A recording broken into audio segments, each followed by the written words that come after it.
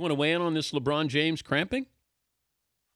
Well, I keep reading and hearing all this crap about how LeBron was soft and weak, and I just wanted to give an athlete's perspective. And I agree with you. When people can play through broken bones, they can play through pulled muscles, they can play through intense pain, but when your body seizes up on you, you have no chance. So I feel bad for the guy that he's taking so much stick for it, and it's just not fair. When that happens, you can't move. There's nothing you can do. Can you tough it out in play? No, it's not a tough thing. If you don't think he's played through, and all those guys have played through immense pain over the years, then you're crazy. And to say someone's not tough because they're cramping is a bogus argument. It has nothing to do with wanting to or not wanting to. You could tell the guy couldn't move. He literally couldn't walk. And I've experienced it at different times in my career.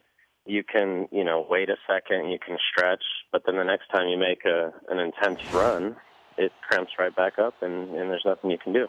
Can you feel it coming on? Yeah.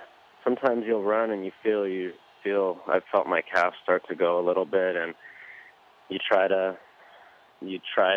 minimize it as much as possible, but you hit a point where you know that if you make an intense movement, an intense run, it's going to happen again. And for Joe in Lincoln, Nebraska, sitting at his desk all day saying, well, I've had cramps before, and it's not a big deal. Well, guess what? You don't have to chase down Tim Duncan and try to guard Tony Parker with 3 minutes left to go in an NBA final. It's a lot different. So I just wanted to stick up for him there because it's not fair that he's taking all that. What if this was in the first quarter, Landon? Is there a way to treat it that he could have been available late in the game?